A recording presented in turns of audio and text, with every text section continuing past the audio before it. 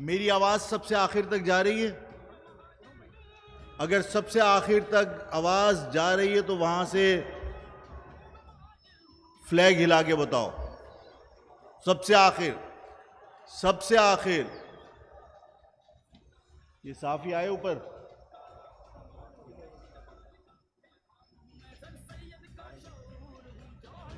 ललकार हूं मैं, लियाकत का अफकार हूं मैं और रोशन पाकिस्तान हूं मैं। जिंदा है महाजर, जिंदा है, जिंदा है महाजर, जिंदा है। ईदल की 4 दिन की जिंदगी से बेहतर है शेर की सी 1 दिन की जिंदगी गुजारना। हम पे कुर्बान मील समंदर और है ना तीर सिकंदर, हमने सीखा टीपू से हारी बाजी को मारना। हूँ मैं महाजिर हूँ मैं महाजिर हूँ, हाँ हूँ मैं महाजिर हूँ मैं महाजिर हूँ। जिंदा है महाजिर, जिंदा है, जिंदा है महाजिर, जिंदा है। और फैसले अहले जहां अब महाजिर ना रुक पाएगा, खाके जिल्लत में मिल जाएगा आज हमसे जो टकराएगा। इस पाक वतन का हर सूबा नारों की सदा से हिल जाए, इस शहर का हर एक बच्चा आफाक का परचम लहराए,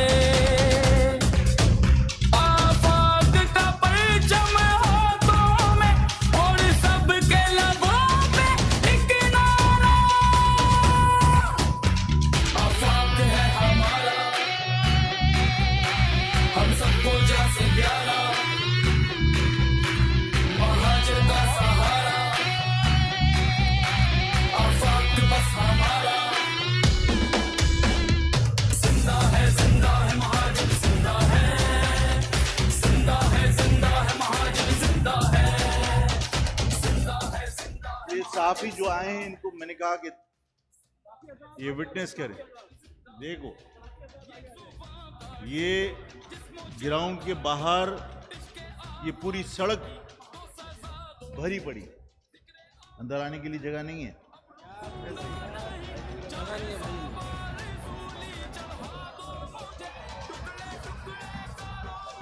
ये सहाफी सिर्फ आपकी तादाद देखने नहीं आए, आपका जोश देखने भी आए। अपना जोश बताओ, एहसास दिलाओ कि ये कौम जिंदा है। लेकर हाथों में अपने उड़ा दो मुझे, 1-2 दिन नहीं, सुबह महशर तलक जब जहां जिस तरफ ये सदा। मैं सिर्फ ये चाहता था कि ये सहाफी जो मेरी कौम की बहुत बड़ी जिम्मेदारी निभाते हैं, ये लोगों को हकाइक से आगाह करते हैं, इन्हें एहसास हो कि जिस कौम को अकलियत कहा था, जिस कौम को कमजोर कहा था, उसने आज अपनी ताकत का मुजाहिरा किया है, उसने अपने जोश का इजहार किया है और इस जोश से उसने जो इस कौम के बारे में गलत फहमी में मुब्तला थे उनको ललकारा है। आप लोगों ने कर लिया।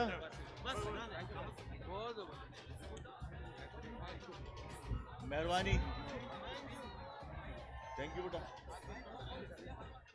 चलो अब आप लोग ऊपर आ गए, आपने देख लिया, चलो अब चलो। हूँ मैं महाजिर हूँ, जिंदा है महाजिर, जिंदा है, जिंदा है महाजिर, जिंदा है। हर एक पाकिस्तानी ने ये दिल से मारा नारा, महाजिर का इशारा, आफाक बस हमारा। हूँ मैं महाजिर हूँ मैं महाजिर हूँ, हाँ हूँ मैं महाजिर हूँ मैं महाजिर हूँ। औज़ु बिल्लाहि मिनश शैतानिर रजीम, बिस्मिल्लाहिर रहमानिर रहीम। जितने लोग यहाँ खड़े हैं जो सोशल मीडिया को कवर करने के लिए और जो ये सब खड़े हैं, ये कारपेट है, सब आगे बैठ जाओ, इसलिए कि मुझे मूवमेंट बिल्कुल नजर नहीं आनी चाहिए। जितने लोग जहां हैं बैठ जाओ, शाबाश।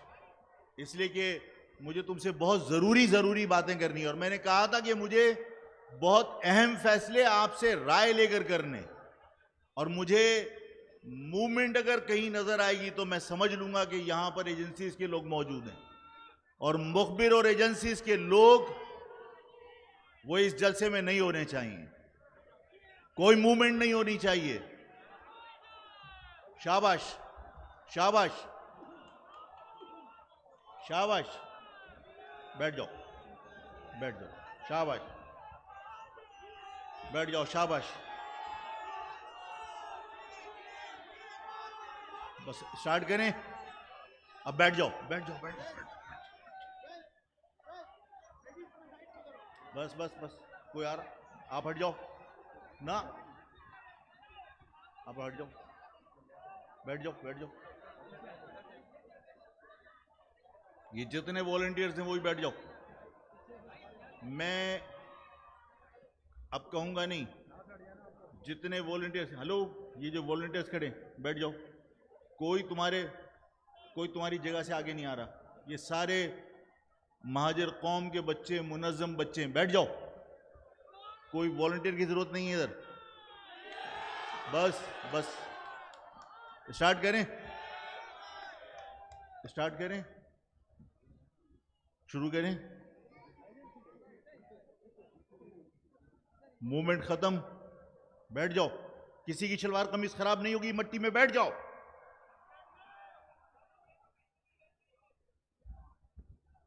बैठ जाओ जमीन पे। तहरीक के लोग, हजारों लोग खाक के अंदर मिल गए, और यहां मट्टी में बैठते में किसी को अगर तकलीफ हो तो दुख की बात है। बैठ जाओ आलती पालती मार के,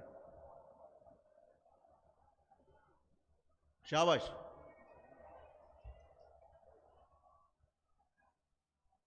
आज के इस इज्तिमा में मैं अपने तमाम साथियों को, काबिल एहतराम माओं को, बहनों को, बेटियों को, मेरी कौम के बुजुर्गों को, सबको मुबारकबाद पेश करता हूं, सबको शाबाश, जबरदस्त शाबाश। आज का ये इज्तिमा, आज का ये इज्तिमा ये हुकूमतों को, सिर्फ सूबाई हुकूमत को नहीं, वफाक को भी ये बात समझ लेनी चाहिए कि आज अगर मेरी कौम की बूढ़ी माएं यहां जमा हैं, अगर मेरे कौम के बुजुर्ग यहां जमा हैं, अगर मेरी कौम की मासूम बच्चियां यहां जमा हैं, अगर मेरी कौम के ये पुरजोश नौजवान यहां जमा हैं, तो सिर्फ तुम्हारे मजालिम की वजह से, तुम्हारे मजालिम के खिलाफ जमा हैं। तुम्हारी इस कौम के साथ जो नाइंसाफियां एक तवील अरसे से रवा हैं, ये उन नाइंसाफियों के खिलाफ जमा है, ये उन मजालिम के खिलाफ जमा है।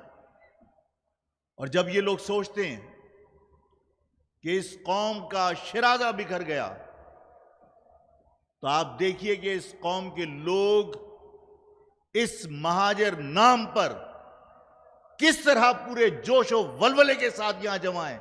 इसका मकसद है महाजर कौम आज भी मुनज़्ज़म है, आज भी मुत्तहिद है।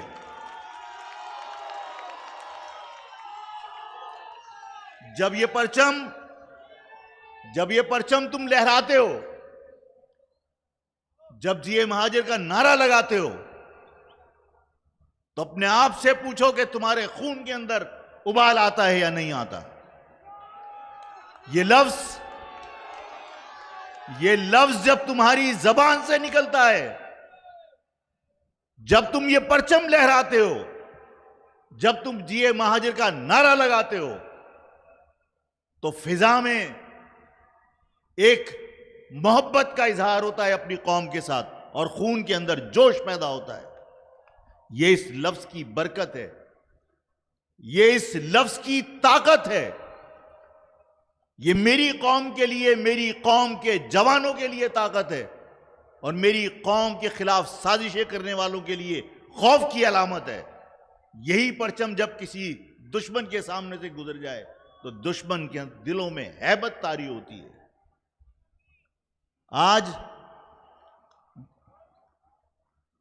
आज ये परचम जिस तरह इस जिना ग्राउंड में, जिना बाग है, जिना ग्राउंड है, इसमें जिस तरह आपने लहराया है, खुदा की कसम रोंगटे खड़े होते हैं, मजा आता है।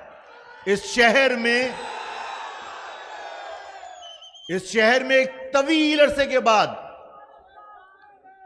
इस शहर में एक तवील अरसे के बाद इन परचमों की बाहर आई है। ऐसा है या नहीं?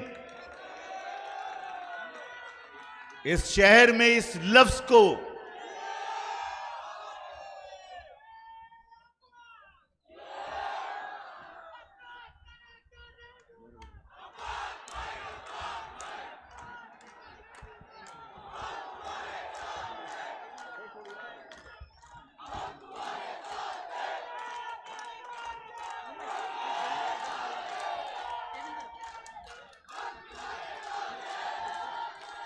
नहीं,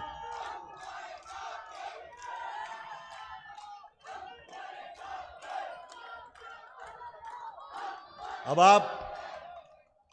आप अपने आप को ज़हनी तौर पर तैयार कीजिए कि जो बातें मैं आपसे करना चाहता हूं, मैं आपसे पूछ पूछ के सारे मामलात करूंगा।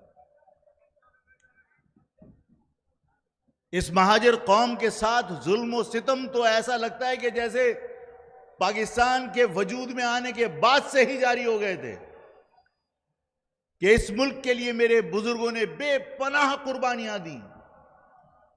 20 लाख अफराद इस पाकिस्तान को बनाने के लिए मेरे बुजुर्गों ने कुर्बान की। मैंने तारीख के अंदर अपने बुजुर्गों से कहानियां सुनी हैं कि मेरी माओं ने अपनी इज्जतें बचाने के लिए कुओं के मुंह भर दिए, बच्चियां कत्ल हो गईं। बेपनाह कुर्बानी देने के बाद ये पाकिस्तान मौरिज़ वजूद में आया, और हम सब उन बुजुर्गों की औलादें हैं जो पाकिस्तान के बनाने में उनका किरदार ये रहा कि बर्र-ए-सगीर पाको हिंद के वो इलाके जहां पर सबको मालूम था कि पाकिस्तान नहीं बनेगा, वहां पर वो नारे लगाते थे कि बट के रहेगा हिंदुस्तान, लेके रहेंगे पाकिस्तान, और पाकिस्तान बनाया।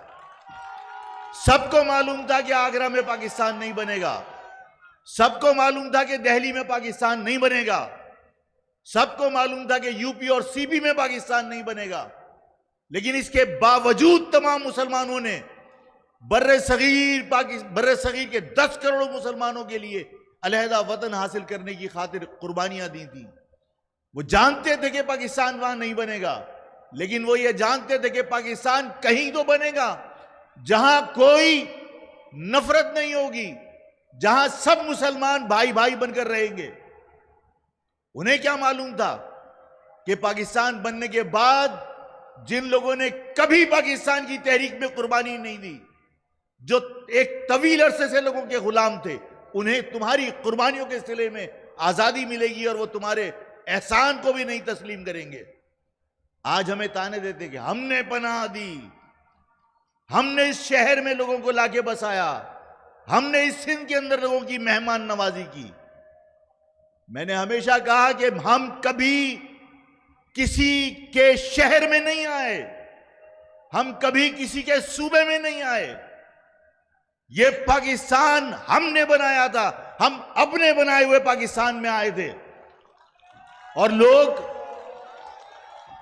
जब हमसे ये कहते हैं कि इस मुल्क में रहकर पंजाबी बनना चाहिए, पठान बनना चाहिए, जब इस मुल्क में रहकर हमसे ये कहा जाता है कि पाकिस्तानी बनो, तो मैंने 1000 मर्तबा कहा, और उन लोगों को भी कहा कि जिन्होंने दर्स देने की कोशिश की कि पहले पाकिस्तानी बनो, हमने कहा कि तुम तो हमारे बाप दादाओं के बनाए हुए पाकिस्तान, उसके बाद तुम पाकिस्तानी बने हो।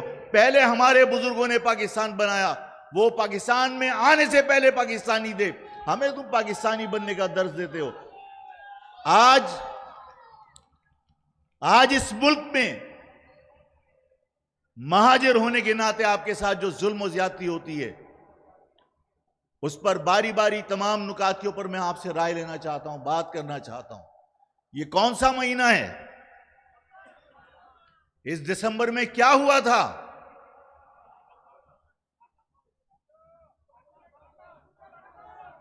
मशरकी पाकिस्तान बांग्लादेश बना था। उस मशरकी पाकिस्तान को बचाने के लिए अगर पाकिस्तान की फौज से आगे किसी ने अपने आप को कुर्बान किया था, कौन था वो? मेरे रिश्तेदार थे, तुम्हारे रिश्तेदार थे। आज अफगान यहां पे आगे पनाह ले सकता है।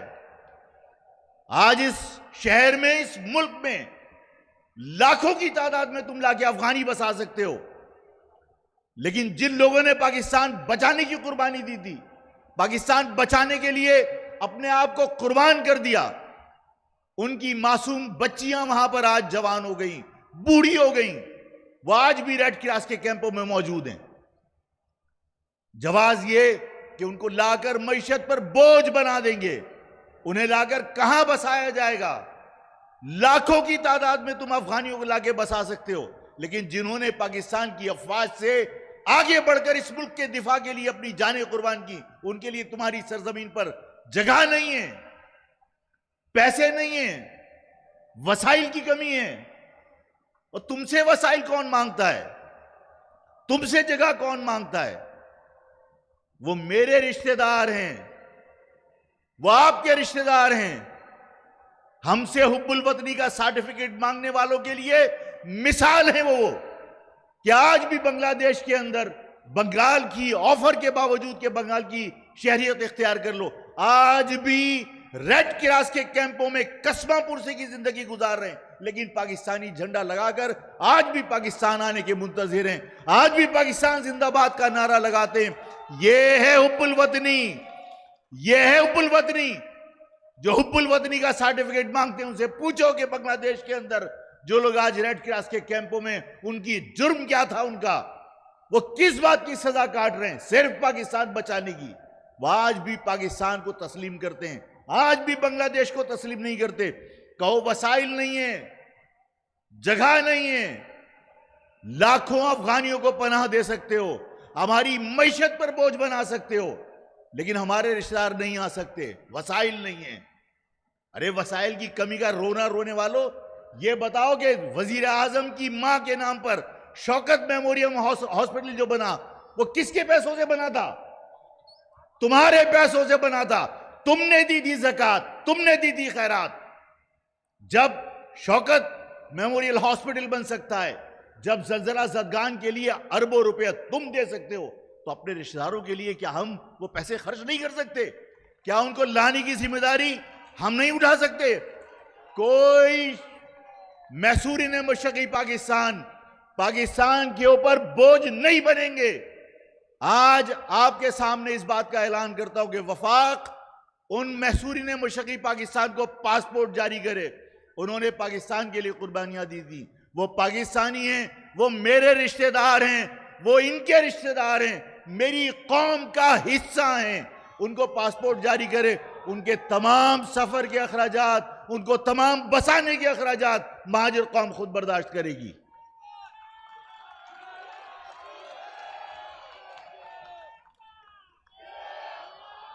ऐसा कर लेंगे हम जब दूसरों के मामलात में अपना दिल खोल के एहतियात दे सकते हैं, अपने रिश्तेदारों के लिए पैसे खर्च नहीं कर सकते। इसी के साथ एक पॉइंट और जहन में आता है मेरे, ये मैसूरी ने मशरकी पाकिस्तान में जो आज रेड क्रॉस के कैंपों में लोग फंसे हुए हैं, ये अलबदर अल शम्स किसने बनाई थी? अलबदर अल शम्स किसने बनाई थी? जोर से बोलो, किसने बनाई थी? आज इस शहर के अंदर अगर कोई शख्स ये कहे कराची को हुकूक दे दो, कराची को हुकूक दे दो, कराची का मकसद महाजिर नहीं हो सकता। इसका मकसद यह है कि तुम किसी और के मफादात की बात कर रहे हो। जो मजहब की जमातें, जो मजहबी जमात कराची से कश्मीर तक एजेंसियों के लिए काम करती रही हो, अल-बदर शम्स बनाने के बाद मैसूरीन मशरकी पाकिस्तान से बेवफाई करके, उनको धोखा देकर, उनको बेसहारा छोड़कर, उनको कस्बा पुरसी की जिंदगी गुजारने पर मजबूर कर कर जो तुम्हारे दामन पे दाग लगाए, उस दाग को धोए बगैर तुम कराची के अंदर महाजरों की हमदर्दी हासिल नहीं कर सकते, नहीं कर सकते। इसलिए कि जब तुम उनके रिश्तेदारों के साथ धोखा कर सकते हो, तो इस मुल्क में, इस शहर में, उस मैसूरीन मशरक पाकिस्तान के रिश्तेदारों से किस बात की भीख मांगने आते हो? क्या उन पर भरोसा किया जा सकता है? जब तक मैसूरीन मशरक पाकिस्तान के लिए कभी आवाज उठाते हैं वो लोग। अल-बदर अल-शम्स किसने बनाई थी? आवाज नहीं आ रही, आवाज नहीं आ रही। अगर उसने बनाई थी तो क्या मशरकी पाकिस्तान में आज भी बांग्लादेश के अंदर पाकिस्तान को बचाने के जुर्म में क्या लोग फांसी नहीं चढ़ रहे? किसी ने एहतजाज क्यों नहीं किया? इसलिए कि वो मेरे रिश्तेदार थे। उनका गम मुझे होगा, उनका दर्द मुझे होगा, किसी और को उसका दर्द नहीं है। तो इस शहर में जब कोई तुम्हारे पास आए, इस शहर में जब कोई ढोंग करे कराची के हुकूक के नाम पर, तो कहना कि अपने दामन पे लगा वो दाग जो मैसूरीन मशरकी पाकिस्तान में अल-बदर अल-शम्स बनाकर तुमने लोगों को धोखा दिया था। जो लोग आज भी रेड क्रॉस के कैंपों में, पहले वो दामन से दाग धोकर आओ, उसके बाद हमसे आके कोई बात करना। सही? अब आओ के इलेक्ट्रिक पे।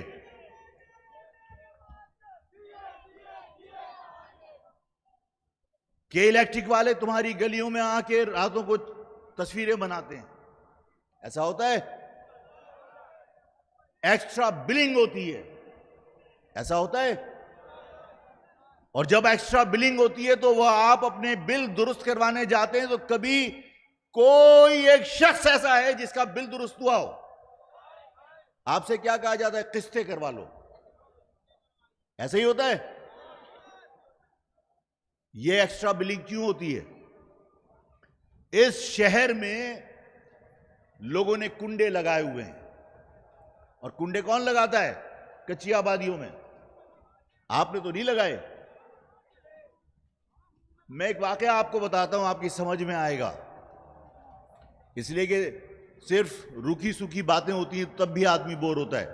मूवमेंट, अच्छा खवातीन की है, ये खवातीन आ रही हैं। मूवमेंट जो है ना बिल्कुल जलसे में नहीं होनी चाहिए। खवातीन आ रही हैं, उनको जहां जगह मिल जाए बैठ जाओ। मुझे एक के इलेक्ट्रिक के अफसर से, माफी चाहता हूं, एक अफसर से बात करने का मौका मिला। नाज़िमाबाद में वो आए और आके उन्होंने के इलेक्ट्रिक वालों ने दुकानें, उनके कनेक्शन वगैरह काट दिए इलेक्ट्रिक के। अरमान हूं मैं इकबाल का, इल्हाम हूं मैं सर सैयद का, शऊर हूं जौहर की ललकार हूं मैं। जो बात मैं कहने जा रहा हूं उसको सुनो, आप इंजॉय भी करेंगे और आपको सीखने का मौका भी मिलेगा कि हम कहां खड़े हैं। ये नाज़िमाबाद के इलाके के अंदर कनेक्शन काट रहे थे। मैंने कहा कि यार तुम लोग बिल वक्त पे ना करने पर तुमने कनेक्शन काट दिया। आके आफाक भाई बिल बहुत थे, पे नहीं किए। भाई तुमने बिल भेज क्यों दिए ज्यादा? लाइन लॉसेस कवर करने के लिए। लाइन लॉसेस क्या होते हैं? तुम्हारे अतराफ में जो कच्ची आबादियां हैं जहां पर कुंडा इस्तेमाल किया जा रहा है, बल्क का एक मीटर होता है, वहां से यह पता चलता है कि कितनी बिजली इस्तेमाल हुई। जितनी बिजली इस्तेमाल होती है वो लाइन लॉसेस के नाम पर मीटर होल्डर पर तकसीम कर दी जाती है। बिजली कौन इस्तेमाल कर रहा है? वहां पे कुंडा काटने की हिम्मत नहीं किसी को। मैंने कहा एक तो तुम जुल्म कर रहे हो कि उनका बिजली का बिल हम पे कर रहे हैं, हम गरीब लोग बाहर से आए हुए रोजगार के हुसूल के लिए कुंडे लगाकर, कच्ची आबादियां बनाकर, बाहर से आकर लोगों ने बिजली इस्तेमाल की, उनकी बिजली का बोझ भी हम उठा रहे हैं। तुमने एक्स्ट्रा बिल भेज दिए, और कोई दुरुस्त करवाने जाए तो किस्तें कर दो, कोई दुरुस्त नहीं हो सकता। मैंने कहा कि खुदा के वास्ते ये मत करो। तुम लोग आके इन महाजिर बस्तियों में जो तुम्हें मार नहीं रहे, अगर ये कल की तरह चौकीदारी सिस्टम यहां लगा दें, तुम्हारा के इलेक्ट्रिक का बंदा किसी का कनेक्शन काटने नहीं जा सकता। जा सकता है? मैंने कहा कि तुम इनके साथ जुल्म कर रहे हो, ये शराफत से जिंदगी गुजार रहे हैं, तुम आके इनके कनेक्शन काट देते हो। जो लोग बिजली चोरी कर रहे हैं, जहां कुंडे लगे हैं, कभी वहां जा सकते हो? पता नहीं किस खौफ में या किस मूड में था। उसने कहा आफाक भाई कोई मसला ही नहीं है। 3 गाड़ियां लेकर पहाड़गंज गए थे। जब वो सुबह गए हैं और शाम तक वापस नहीं आए तो हम समझे कि बहुत काम हो रहा होगा, बहुत कुंडे कट रहे होंगे। जब वापस आए तो पसीने में शराबोर थे, और कहा आफाक भाई जब वहां गए तो वहां के लोगों ने हमें घेर लिया और कहा कि ये कुंडे ढीले हो गए, इनको टाइट करके जाओ। शाम तक लोगों के कुंडे टाइट कर रहे थे। आप सोचिए, ये के इलेक्ट्रिक बदमाशी किस पर कर रहा है? जो सर झुकाकर बिल दे रहा है, जो बदमाशी से कुंडे लगाकर बैठे हुए, उनके कुंडे के इलेक्ट्रिक की गाड़ियां जाके सही कर रही हैं। क्या रवैया होना चाहिए के इलेक्ट्रिक के साथ? अपनी अपनी गलियों में पहरे लगाओ कि रात को जो फोटो बनाने आता है कोई नहीं आना चाहिए। आप जो एक्स्ट्रा बिलिंग होती है, उस एक्स्ट्रा बिलिंग पर एक मर्तबा एप्लीकेशन तो दुरुस्त होता है, ठीक है, वरना बिल पे करने की जरूरत नहीं है। और अगर कोई काटने आता है, तो कोई बिजली का बिल तुम्हारी महाजिर बस्ती के अंदर ज्यादा आ जाए और अगर उसकी बुनियाद पर कनेक्शन काटने कोई आए तो पूरा मोहल्ला खड़ा होना चाहिए वहां पर, कोई बिजली का कनेक्शन नहीं कटना चाहिए। महाजिर कौम को सर झुकाने की सजा दी जा रही है। सर झुकाकर इसी तरह जुल्म बर्दाश्त करोगे तो जुल्म रुकेगा नहीं। जुल्म रोकने के लिए तुम्हें खड़ा होना पड़ेगा, मजबूत होना पड़ेगा। आज के बाद किसी जगह पर कनेक्शन कटेगा महाजिर आबादी में, के इलेक्ट्रिक की बदमाशी कराची में बंद होनी चाहिए। हाँ,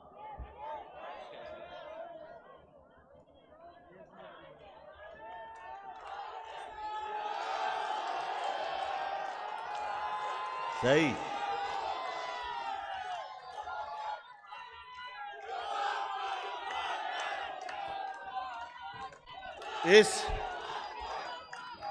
अब सुनो, अभी सुनो। आखिर तक जितने लोग बैठे हैं, मेरी आवाज आ रही है वहां तक? जो सबसे आखिर में लोग बैठे हैं वहां पे माइक, ये इसकी स्पीकर की आवाजें जा रही हैं? जा रही है तो आखिरी लोग झंडे हिला के बताओ।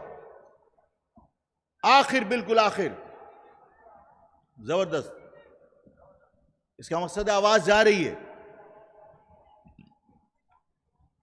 हमारे लोग, मुझसे एक साहब ने इंटरव्यू करते हुए पूछा कि आफाक भाई अब लोग पढ़ नहीं रहे, महाजिर कौम के बच्चे यूनिवर्सिटी नहीं जा रहे, महाजिर कौम के बच्चे जो है वो आगे पढ़ना नहीं चाहते, महाजिर कौम के बच्चों ने पढ़ना बंद कर दिया। मैंने उसे कहा मेरी गली के किसी कमजोर से कमजोर इलाके के बच्चे को उठा लो और तमाम पाकिस्तान की कौमियतों से उसका मुकाबला कर लो। अगर सलाहियत भी किसी से कम निकल आए तो मुझे आके बताओ।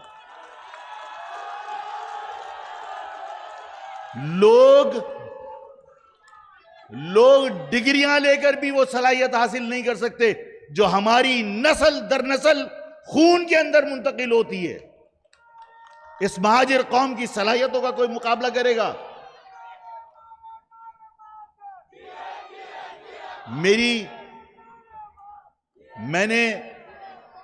मैंने लोगों से कहा कि तुमने डोमिसाइल के जरिए मेरी कौम के मेरिट का कत्ल किया, मेरे कौम की सलाहियतों को कत्ल करने की कोशिश की।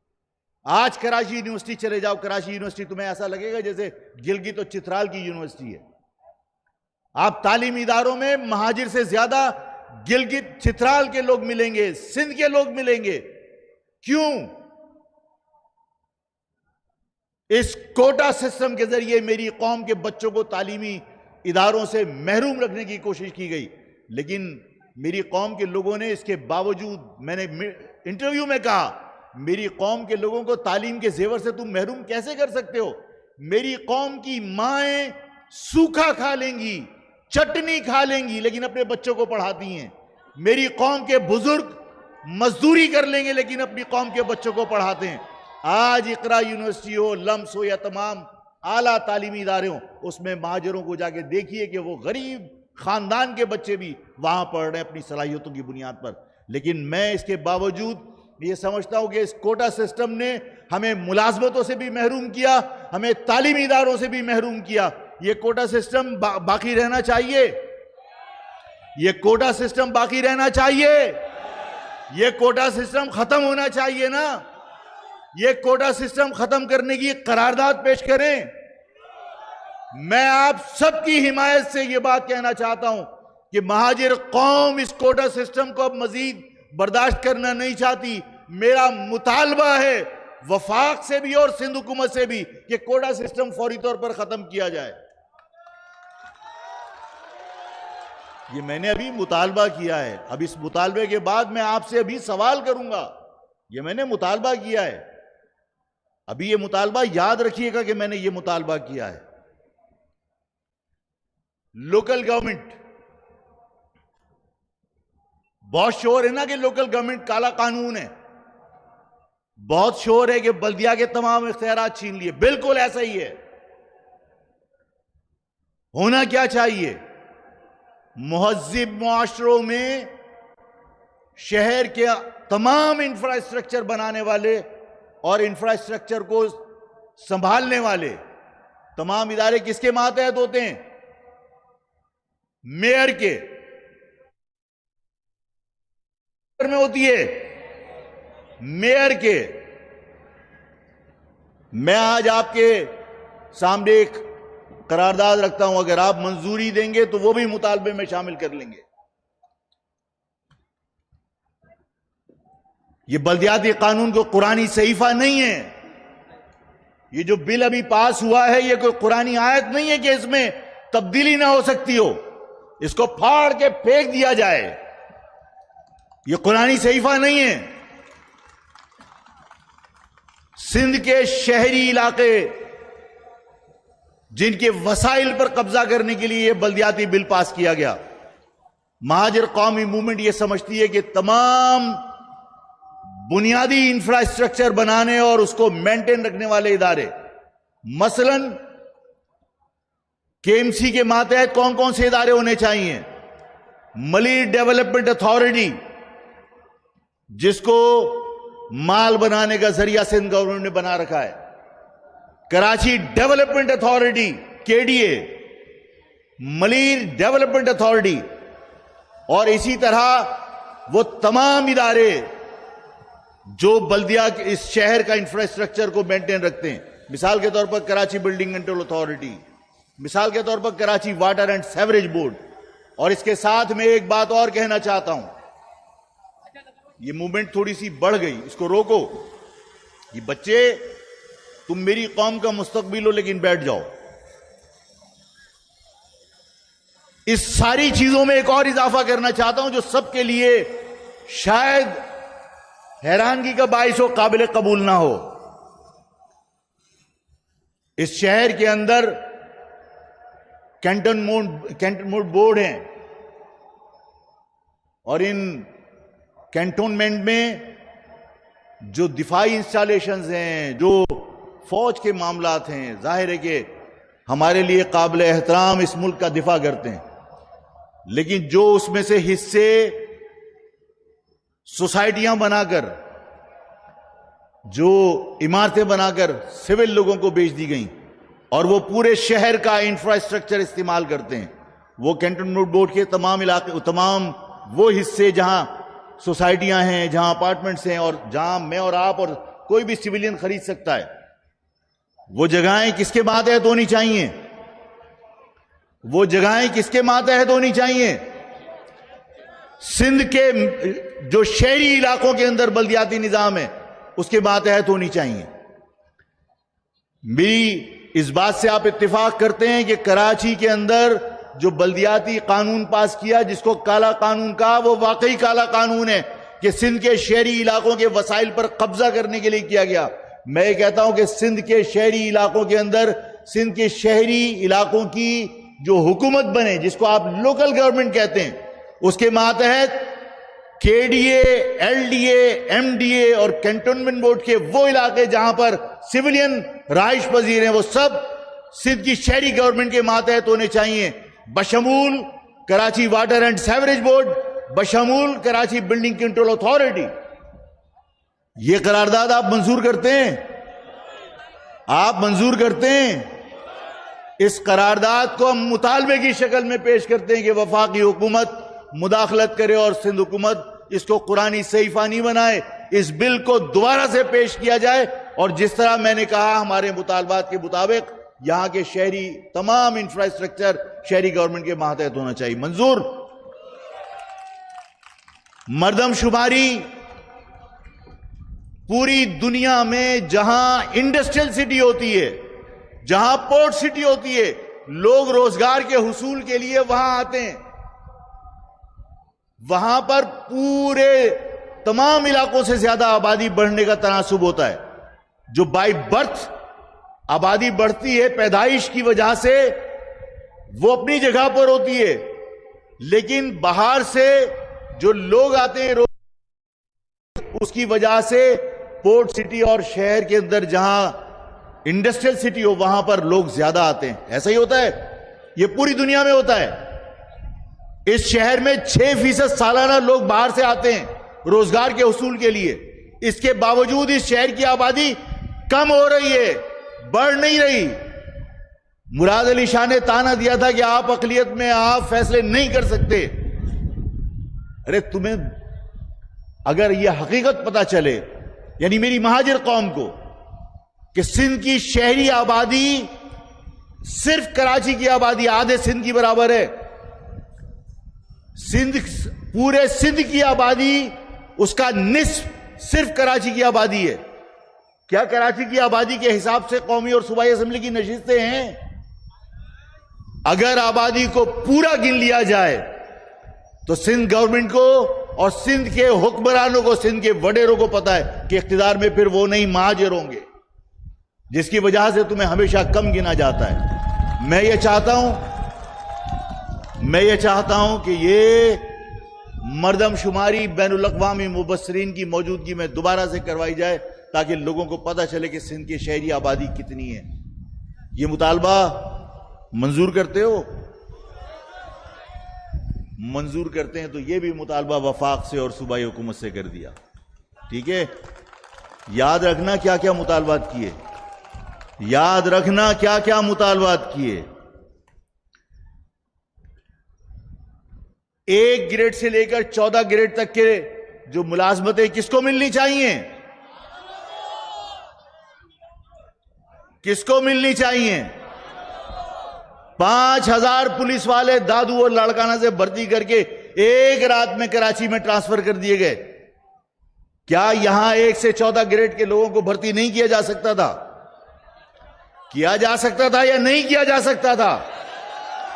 अगर हो सकता था, इसका मकसद है जुल्म हुआ है। इस शहर के लोगों को नौकरी से महरूम रखा गया, इस शहर के लोगों को पुलिस में भर्ती होने से महरूम रखा गया। हम मुतालबा करते हैं कि वो तमाम लोग जो 1 से 14 ग्रेड से नीचे के लोग थे, जिन्हें आप दादू और लाड़काना से अपॉइंटमेंट उनका करके यहां ट्रांसफर किया, उन सबको वापस भेजा जाए और जितनी भी वैकेंसीज निकलती हैं यहां के मुकामी लोगों को भर्ती किया जाए। मुतालबा मंजूर, मुतालबा मंजूर, मुतालबा मंजूर। ये मुतालबा कर दें, ये मुतालबा कर दिया वफाक से और सूबे से कि जुल्म बंद करो और यहां के पुलिस को वापस भेजकर यहां मुकामी लोगों को भर्ती करो। ये मुतालबा याद रखना। अभी ताली बजा रहे हो, ये मुतालबा याद रखना कि मुतालबा कर दिया। हमारी यूनिवर्सिटियां अब हमारे हाथों में नहीं है, यूनिवर्सिटी कॉलेज हमें वापस चाहिए। बात समझ में आती है? मुतालबा मंजूर, मुतालबा मंजूर। मुतालबा मंजूर। ये तुम्हारा मुतालबा है ना, ये करारदाद की शक्ल में मंजूर। चलो मंजूर, ये भी मुतालबा कर दिया। अब आप मुझे ये बताइए, अय्यूब के दौर में इस शहर में लश्कर कशी की गई, इस शहर में मादरे मिल्लत को गद्दार कहकर पुकारा गया, इस शहर में जिस जमाने में लियाकताबाद लालू खेत था, लालू खेत पर लश्कर कशी की गई। ऐसा हुआ था? इस शहर पर जुल्म एक तवील अरसे से जारी है, लेकिन तमाम मजालिम के अंदर जो सबसे कमजोर बात है, जो सबसे तवज्जो तलब बात है कि तमाम लोग मुतालबात करते रहे, कोटा सिस्टम खत्म कर दीजिए, हमें मुलाजमत दे दीजिए। मैंने आज कितने मुतालबात किए? मैसूरीन मशरकी पाकिस्तान को वापस लाया जाए, मुतालबा है ना। यही कौम परस्त जिन्होंने लाखों अफगानियों को इस कराची के अंदर लाके आबाद कर दिया, दीवारों पे लिखते थे क्या, बिहारी ना कपन, बिहारी ना कपन, यही लिखते थे ना। हम दुश्मन लाखों अफगानी लाके बसा दिए, लेकिन महाजिर काबिल कबूल नहीं है। क्यों? इसलिए कि हम कमजोर थे। मैंने कहा हमारा मुतालबा है कि ले आओ, मुतालबा तो पहले भी होते रहे। आपको इस बात का यकीन है कि तुम्हारे इस मुतालबे पर किसी के कान पर भी जू रेंगेगी? कोई तुम्हारे इस मुतालबे पे तवज्जो देगा? तो इस मुतालबे को करके, इस मुतालबे को यहां करारदाद के तौर पे पेश करके क्या हासिल होगा? मुतालबा किया तुमने कि 1973 का कोटा सिस्टम खत्म कर दो। इस 1973 के कोटा सिस्टम को अभी इमरान खान के दौर के अंदर गैर मुअय्यना मुद्दत के लिए मुसल्लत कर दिया। किसी ने तुम्हारे दुख का ख्याल किया, तुम्हारे किसी दर्द का ख्याल किया? मुसल्लत हो गया या नहीं हो गया? तुम्हारे मुतालबात की कोई वैल्यू है? नहीं है। आपने कहा कि हमारी यूनिवर्सिटी हमें वापस चाहिए, मुतालबा है ना। तुम्हारे मुतालबे पे कोई दे देगा? छीनना पड़ेगी। हमारे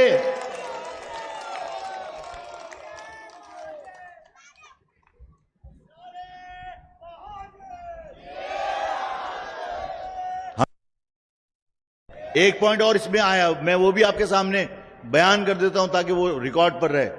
बहरिया के अंदर वहां पर भी कौम परस्ती अपने उरूज पर, अभी चंद दिनों पहले महाजिर कारोबारी शख्स को बेदर्दी से वहां जदोकोब किया उसकी जमीन पर कब्जा करने के लिए।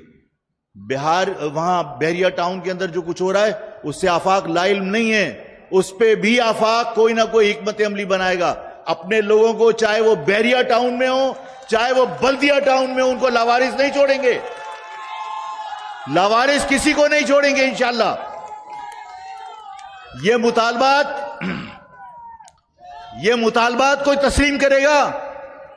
अभी जो मैं बात इन मुतालबात की बुनियाद पर आपसे करने जा रहा हूं वो सबसे अहम है, और सारे के सारे लोग यकसुई के साथ मेरी बात को सुनो, और ये मूवमेंट अपनी हिलजुल की बंद करो, इसलिए कि जो मूवमेंट करता है मुझे लगता है एजेंसी का आदमी है। ये मुतालबात कोई तस्लीम करेगा तुम्हारे? अगर कोई मुतालबात तस्लीम नहीं करेगा तो तुम्हारे मसले, जब हमें तो सिखाया किसने? हम तो इस मुल्क में पाकिस्तान समझकर और पाकिस्तानी बनकर आए थे। हमें महाजिर बनाया किसने?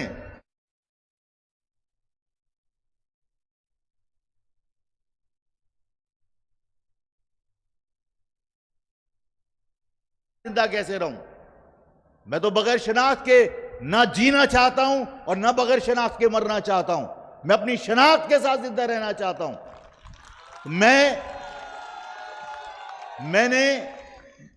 मैंने कोई अपने तौर पर फैसले नहीं किए थे।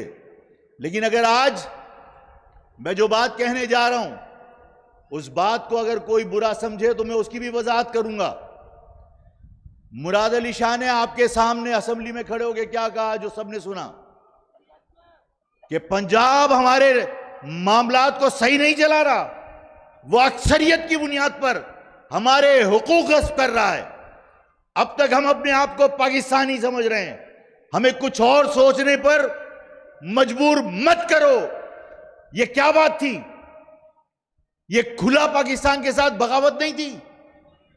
यानी अगर मुराद अली शाह ये कह रहा है कि हम अब तक अपने आप को पाकिस्तानी समझ रहे हैं, लेकिन पंजाब या वफाक अक्सरियत की बुनियाद पर अगर हमारे मफादात का तहफ़्फ़ुज़ नहीं करेगा, हमारे मफादात के खिलाफ काम करेगा, तो हमें कुछ और सोचने पर मजबूर मत करो। क्या मकसद है इसका? क्या मकसद निकलता है इसका? इसका मकसद है पाकिस्तान के खिलाफ सोचेंगे ना। आफाक अपने बाप दादाओं के बनाए हुए वतन के खिलाफ सोच ही नहीं सकता। लेकिन अगर सिंध के वडेरे अपने आप को अक्सरियत की बुनियाद पर हमें गुलाम समझते हैं और अकलियत कहकर अगर ये ताना दें कि तुम क्योंकि अकलियत में हो इसलिए फैसले तुम कभी नहीं कर सकते, हम करेंगे, तो ये बात जहन नशीन कर लेना कि जो लोग आइन के अंदर बरतानिया के भी मौजूद नहीं था कि पाकिस्तान बनाने की गुंजाइश मौजूद है। क्या बरतानिया के आइन के अंदर यह था कि तुम अलग वतन बनाओगे? तुमने कानूनी तौर पर पाकिस्तान बनाया था क्या? अपने बलबूते पर, ताकत की बुनियाद पर बनाया था। आज अगर कोई ये कहे कि सिंध के आइन, पाकिस्तान के आइन में सूबे की गुंजाइश नहीं है, पहले 2/3 अक्सरियत से मंजूर कराओ। अरे पाकिस्तान हमने किसी कानून के तहत नहीं बनाया था, अपनी जरूरत के ऊपर, अपनी ताकत के बल पे बनाया था। अगर आज तुम ये कह सकते हो, आज जब तुम ये कह सकते हो कि अगर पंजाब या वफाक हमारे मफादात के अंदर कोई डंडी मारेगा तो हम पाकिस्तानी समझते हैं, लेकिन हमें कुछ और सोचने पर मजबूर नहीं करो, तो आज मैं बरमला इस बात का इजहार करता हूं कि ये तुम्हारे मुतालबात सिर्फ मुतालबात हैं। तुम्हारे मुतालबात कोई तस्लीम नहीं करेगा। तुम्हें अपने मफादात का तहफ़्फ़ुज़ करने के लिए इक़्तिदार में बराबर का हिस्सेदार बनना पड़ेगा। तुम्हें इसी तरह सूबा चाहिए जिस तरह सिंधियों के पास सूबा है, तुम्हें उसी तरह सूबा चाहिए जिस तरह पंजाबियों के पास सूबा है, तुम्हें उसी तरह अलग सूबा चाहिए जिस तरह बलोचों के पास सूबा है, ताकि तुम अपने लोगों के मफादात का तहफ़्फ़ुज़ कर सको, ताकि तुम मैसूरीन को वापस ला सको, ताकि तुम अपने लोगों को मुलाजमतें दे सको। इसके अलावा तुम्हारे पास कोई दूसरा रास्ता नहीं है। क्या इस बात से इत्तिफाक करते हो? क्या इस बात से इत्तिफाक करते हो? तुम्हारी जरूरत क्या है? मैंने प्रेस कॉन्फ्रेंस में कहा था कि मैं आकाओं की तब्दीली की जद्दोजहद में अपने लोगों का खून नहीं बहाऊंगा, इसलिए कि मैं ये नहीं चाहता कि मैं इस आका की वजीर आला की तब्दीली के लिए जद्दोजहद करूं और फिर गवर्नर राज आ जाए, फिर हम सिंधी आका के बजाय पंजाबी आका के मातहत चले जाएं। नहीं, अब हमें इस निजाम से आज़ादी चाहिए, इस जबर के निजाम से आज़ादी चाहिए। हमें भी अपना सूबा चाहिए।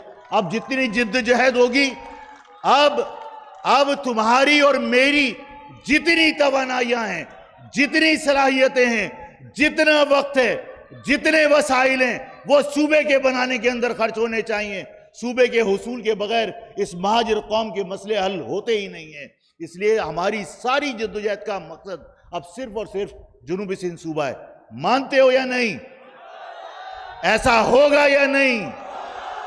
मैं आज इस बात का ऐलान करना चाहता हूं कि मैं कोई चीज जल्दबाजी में नहीं करना चाहता। मैं चाहता हूं कि मैं हुज्जत तमाम करूं। मैं इस तहरीक को, सूबे की तहरीक को ग्रेजुअली लेके जाऊंगा। मैं पूरे सिंध के अंदर इस सूबे की तहरीक में अवाम की हिमायत हासिल करने के लिए मैं उनके पास जाऊंगा, उनसे राब्ता करूंगा। हैदराबाद में मैंने 21 तारीख को जलसा तय कर लिया है और हैदराबाद के जलसे के बाद मीरपुर खास भी जाएंगे। उस मीरपुर खास के बाद सक्कर में भी जलसा होगा। सिंध के तमाम शहरी इलाकों में महाजिर अवाम से हिमायत हासिल करने के बाद मैंने सिंध गवर्नमेंट को भी वक्त दिया। अभी हमारे पास वक्त है, सुनो मेरी बात, वक्त है अभी। मैं सुन लो मेरी बात। 2 महीने पूरे इस कौम को देना चाहता हूं कि वो देखें कि आफाक अहमद की बात में कितनी सदाकत है, कि इन मुतालबात से मसला हल होता है या नहीं। 2 महीने देखो कि वफाक तुम्हारे मैसूरीन मशरकी पाकिस्तान के लिए पासपोर्ट जारी करती है या नहीं। इन 2 महीनों में देखो कि कोटा सिस्टम खत्म होता है या नहीं। इन 2 महीनों में देखो कि यहां पे जो लाड़काना और दादू से पुलिस वाले लाके बिठाए उन्हें वापस भेजा जाता है या नहीं। और अगर ये सब कुछ नहीं होता तो 1 मार्च से इस सूबे की तहरीक के लिए दस्तखती मुहिम पूरे सिंध में जारी की जाएगी। और दस्तखती मुहिम के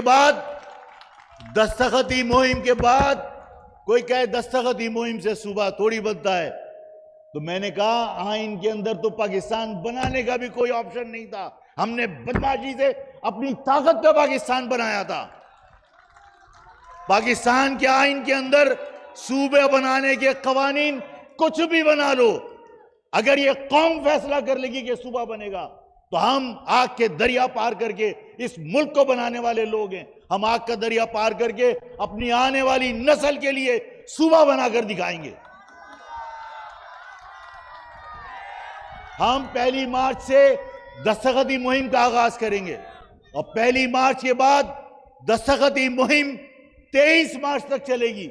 और 23 मार्च को हम इस सूबे के हक में पूरे सिंध के शहरी इलाकों में रेफरेंडम कराएंगे बैनुल अक़वामी मुबस्सरीन की मौजूदगी में।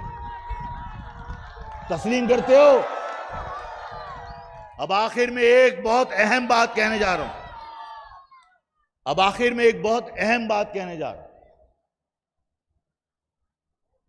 मेरे मिजाज के खिलाफ है, लेकिन मैं कर रहा हूं इस कौम की वजह से।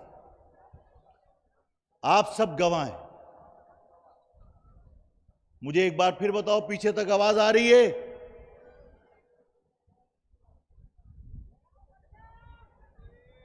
दिखाओ, आवाज आ रही है पीछे तक? ये एसएमडी लगी है, क्या लगी है? इसके पीछे लोगों को तो नजर भी नहीं आ रहा होगा। ये गन्नातों के साथ खड़े, आवाज आ रही है? आवाज आ रही है? ये जो सड़क पे बाहर खड़े हैं वहां से झंडे हिला के बताओ, आवाज आ रही है? देखो, मैंने मुतअद्दिद बार कहा कि इस कौम के इस इंतशार की वजह से मेरी कौम मायूस है, और आप सब गवाह हैं।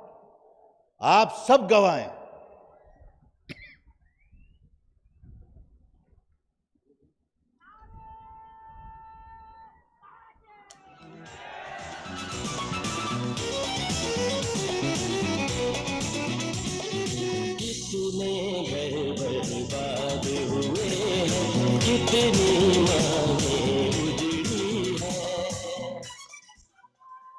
आप सब गवाह हैं कि मैंने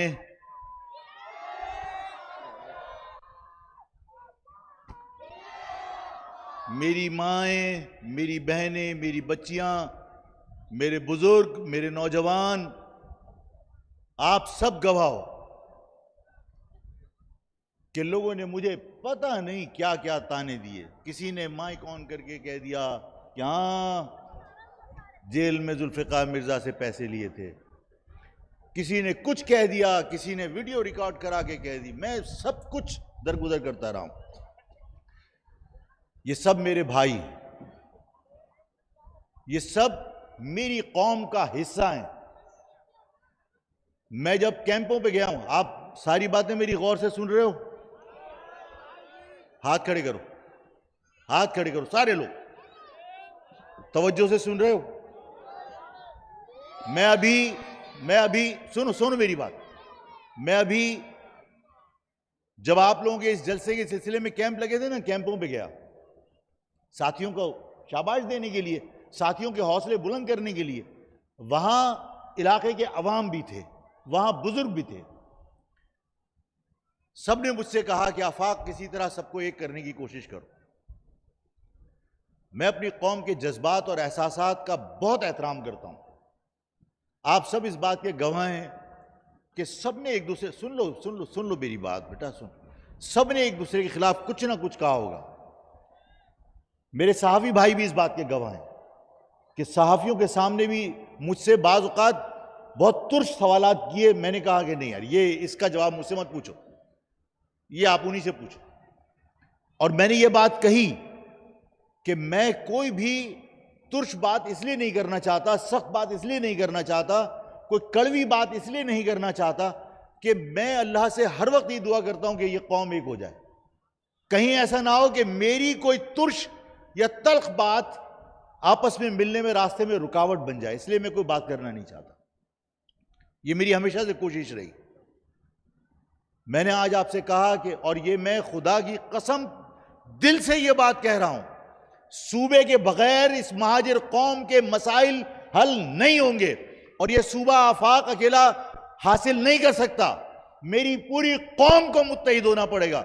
मैं आज इस कौम के वास्ते से मैं वसीम अख्तर साहब से भी दरख्वास्त करता हूं, मैं खालिद मकबूल से भी दरख्वास्त करता हूं, मैं आमिर खान से भी दरख्वास्त करता हूं, मैं फारूक सत्तार साहब से भी दरख्वास्त करता हूं, मैं अनीस कायम खानी साहब से भी दरख्वास्त करता हूं, मैं अनीस एडुकेट से भी दरख्वास्त करता हूं, मैं हर महाजिर लीडर से दरख्वास्त करता हूं।